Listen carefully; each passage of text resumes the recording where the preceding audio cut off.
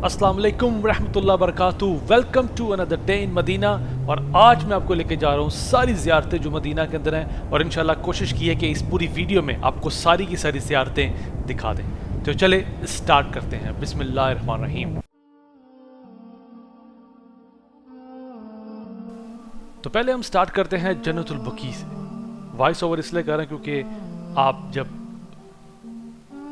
किसी भी कब्रिस्तान में जाते हैं तो आपकी कैफियत ऐसी ही होनी चाहिए जैसे रसूल पाक सल्लल्लाहु अलैहि वसल्लम ने कहा कि ख़बरों को देखकर अपनी आखिरत को याद करो, ना कि वहाँ जाकर बातचीत करो। और सारे बोर्ड और सब जगह पर हजूर पाक सल्लल्लाहु अलैहि वसल्लम की हिदायत को लिखा गया। और यहाँ पर किसी भी कब्र पे किसी किस्म का कोई निशान मौजूद नहीं है।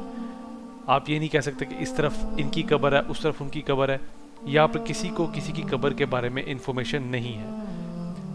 लेकिन ये बात है कि यहाँ पर हज़रत आयशा रज़ी अल्लाह अन्हा और रसूल पाक सल्लल्लाहु अलैहि वसल्लम की 3 बेटियाँ हज़रत ज़ैनब, हज़रत रुक़ैया, हज़रत उम्मे कुलसूम, ये सब प्रोमिनेंट, और हज़रत उस्मान रज़ी अल्लाह अन्हु, ये सब की कब्रें यहाँ पर मौजूद हैं। लेकिन किसी को किसी की कब्र के बारे में इंफॉर्मेशन नहीं है।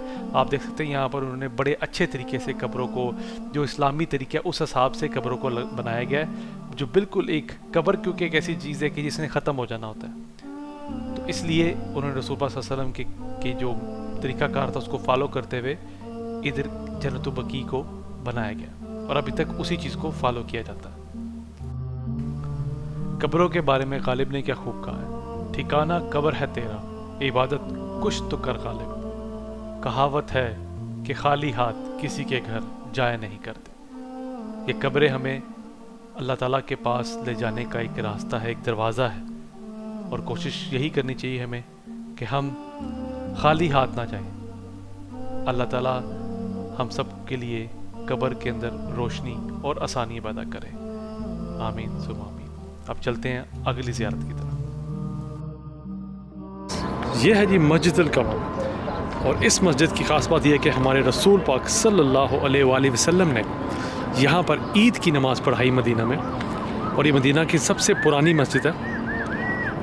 और इसकी सबसे ख़ास बात एक और भी है कि रसूल सल्लल्लाहु अलैहि वसल्लम ने यहाँ पर बारिश की दुआ भी की। जब मदीना शहर को बारिश की कमी हुई और बहुत से, जिससे बारिश की वजह से आपको पता है कि बहुत से फसलों का नुकसान होता है, तो वो भी नमाज मेरे रसूल पाक सल्लल्लाहु अलैहि वसल्लम ने यहाँ पर अदा की। और ये मस्जिद की बड़ी ख़ास वैल्यू है।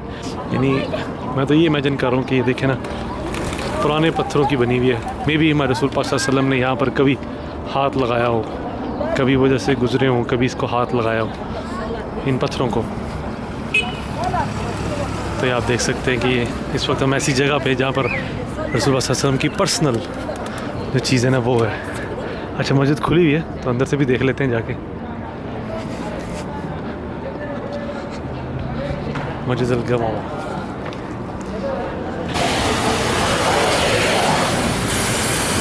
मस्जिद अल गमामा का इनसाइड।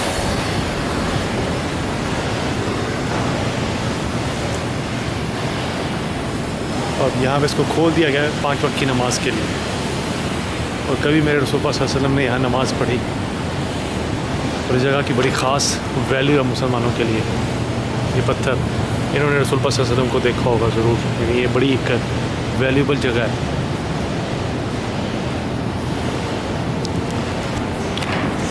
जो मुझे फीलिंग इससे हमारी कि मुझे ऐसा लग रहा है कि मैं मतलब ऐसी जगह हूँ जहाँ में रसूल पाक सल्लल्लाहु अलैहि वसल्लम कभी थे और उन्होंने यहाँ पर नमाज़ पढ़ाई। तो हमें भी 2 नफल पढ़ने चाहिए।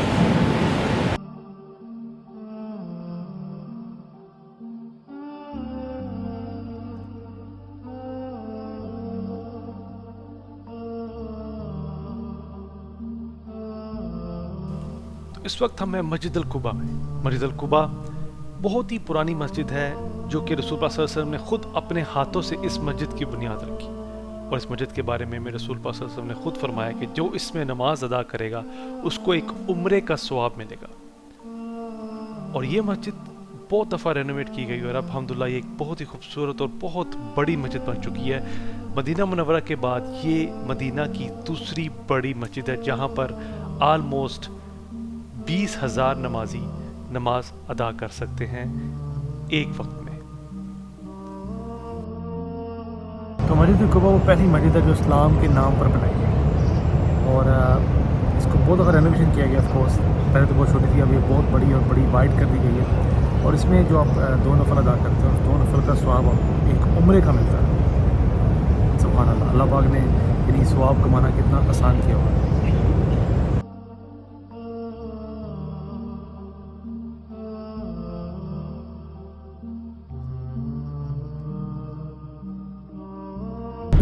बिल्कुल सीधा रोड है। देखिए गाड़ी जोर लगा रही है। आरपीएम देखिए किधर गया हुआ, दो के पास जा रहा है आरपीएम। गाड़ी जोर लगा रही है, हालांकि रोड बिल्कुल सीधा है। और हम वादी जिन के अंदर है इस वक्त। हाँ, ये देखिए जी इस वक्त हम वादी जिन में खड़े हैं और गाड़ी मैंने कर दी है न्यूट्रल, ठीक है। और जैसे ही मैं ब्रेक छोड़ूंगा ना तो गाड़ी ये जा रही है पीछे, ये देखिए खुद ब खुद जा रही है, खड़ी है, ठीक है। और अच्छी खासी बड़ी गाड़ी है और इसको पीछे ले जाने के लिए बड़ी पावर चाहिए, ठीक है। तो मैं इसको करूँगा न्यूट्रल और अंदर बैठना पड़ेगा क्योंकि बहुत तेज़ी से पीछे जाती है, ब्रेक पे ख्याल रखने के लिए। तो कैमरा मैं दूंगा अपने बेटे को जो मैं मूवी बनाएगा यहाँ खड़ा होके। और ये मैं गाड़ी को ब्रेक अब गाड़ी को मैंने न्यूट्रल कर दिया हुआ है और मैं जैसे ही ब्रेक छोड़ूंगा गाड़ी बहुत तेज़ी से पीछे जा रही है। आप देख सकते हैं मेरे हाथ से स्टीयरिंग मुझे संभालने के लिए, और गाड़ी एटलीस्ट 10 to 15 किलोमीटर की स्पीड से पीछे की तरफ जा रही है, जो कि अगर मैं ब्रेक नहीं पकड़ता तो वो गाड़ी जो सी बड़ी मुश्किल से कंट्रोल हो सकती है। वादी जिन का आपको दिखाते हैं ड्रोन फुटेज कि ओवरऑल वादी जिन कैसी लगती है। वादी जिन की एक्सप्लेनेशन के लिए मैं साथ ऑडियो अटैच कर रहा हूँ इंजीनियर मोहम्मद अली मिर्ज़ा साहब की, वो सुने। फिज़िकल फिनोमेना ऑफ नेचर है जो वादी जिन की शक्ल में आपको नज़र आ रहा है। और ये वादी जिन सिर्फ मदीना शरीफ में नहीं है, मदीना शरीफ से थोड़े फासले पे, बल्कि ये दुनिया में दर्जनों जगह हैं। और इसके लिए टर्म यूज़ होती है मैग्नेटिक हिल्स या ग्रेविटी हिल्स। आप जाके यूट्यूब पे या गूगल में लिखें ना, विकीपीडिया में तारुफ भी खुल जाएगा कि दुनिया में कौन कौन सी जगह। इंडिया में लद्दाख के अंदर भी इस तरह की ग्रेविटी हिल मौजूद है, पाकिस्तान में कोई नहीं है, और अमेरिका के अंदर है और जगहों पे मौजूद है। इनको कहा जाता है मैग्नेटिक हिल्स या ग्रेविटी हिल्स। ये फिजिकल फिनोमेना ऑफ नेचर है। ये था जी हमारा वादी जिन का हिस्सा आपको दिखाने का। बड़ी कोशिश की कि आपको समझ आ जाए कि मैग्नेटिक हिल्स हैं ये, और वादी जिन इसको वैसे इसका नाम दिया गया है, लेकिन बेसिकली ये मैग्नेटिक हिल्स हैं जो आप गूगल पर सर्च करेंगे तो आपको हर जगह मिलेंगी। और हम जो से आपको ये दिखाने के लिए लाए आज। तो चलते हैं अगली ज़ियारत।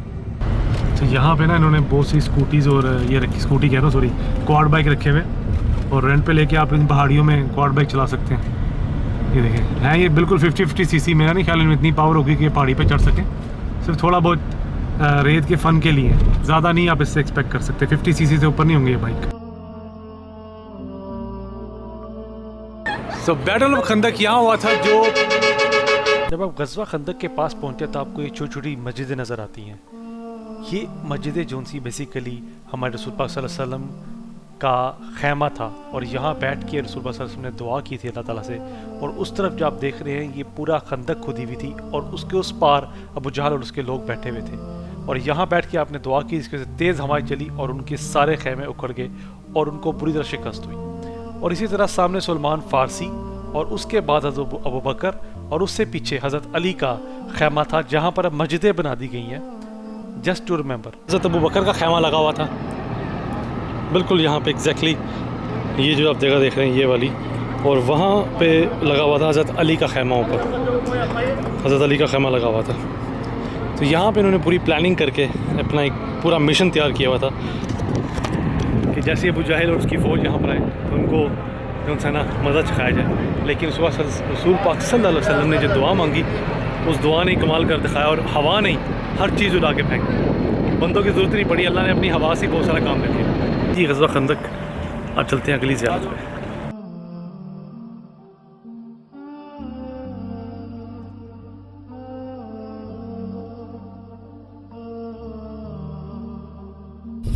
ये है जी वो उहद का पहाड़ जिस पे रसूल पाक सल्लल्लाहु अलैहि वसल्लम ने एक तीर अंदाज़ों को दस्ता खड़ा किया था, और उनको सख्ती से मना किया गया था कि जब तक रसूल पाक सल्लल्लाहु अलैहि वसल्लम का हुक्म ना हो तुम लोगों ने ये जगह नहीं छोड़नी। लेकिन उन्होंने जब देखा कि मुसलमानों का बड़ा भारी हो गया है और माल गनीमत नीचे मिल रहा है और उन्होंने वो उठाने के लिए ये पहाड़ी छोड़ दी।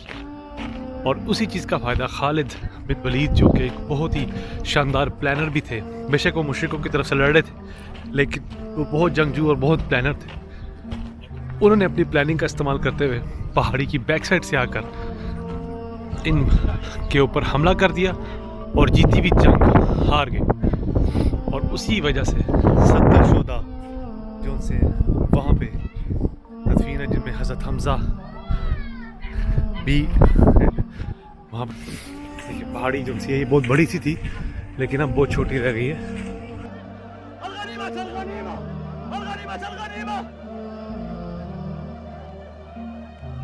لا تبرحوا مكانكم، لا تبرحوا مكانكم.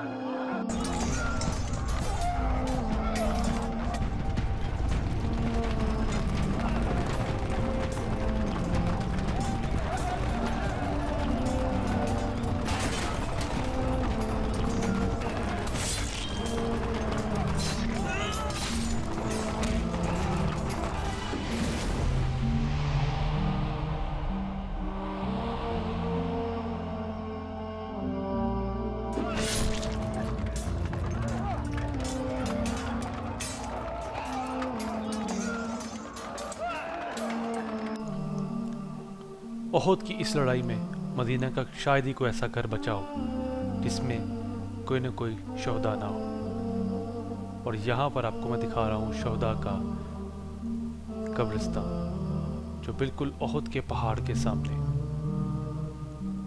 और यहाँ पर भी किसी की कोई कब्र की निशानी नहीं है, सब इज्तिमाई तौर पर तदफीन किया गया।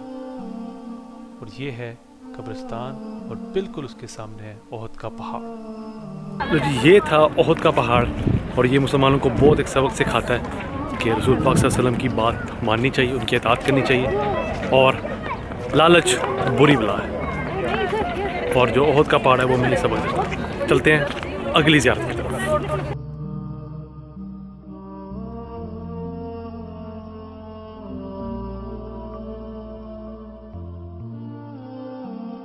अब मैं आपको लेके आऊँ मस्जिद किबलतैन। ये वो मस्जिद है जिधर हमारा जिस तरफ हम सजदा करते थे पहले मस्जिद अक्सा थी।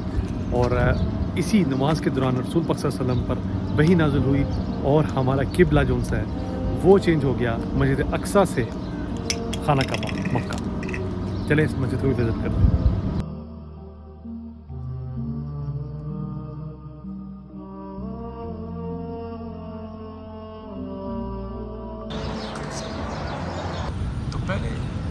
पहले हमारा किबला इस तरफ था मस्जिद अक्सा की तरफ और बाद में all the way 360 degree change हुआ काबा की तरफ। और ये रसूल पाक सल्लल्लाहु अलैहि वसल्लम पर वही नाज़िल हुई और वही के दौरान नमाज के दौरान रसूल पाक सल्लल्लाहु अलैहि वसल्लम ने अपना रुख काबा की तरफ किया और आज तक हम काबा की तरफ मुँह करके नमाज़ पढ़ते हैं। ये थी जी मदीना की सारी ज़ियारतें। आई होप आपको वीडियो अच्छी लगी हो। मैंने बड़ी कुछ किया कि हदीस और कुरान पाक से रेफरेंस ढूंढ के इन सारी ज़ियारतों को आप तरफ डिफाइन किया जाए। आई होप आपको वीडियो अच्छी लगी हो। अच्छी लगी तो अपने दोस्तों से शेयर करें और सब्सक्राइब करना ना भूलें। तो मिलते हैं इंशाल्लाह दोबारा किसी और जगह। अस्सलाम वालेकुम व रहमतुल्लाहि व बरकातहू।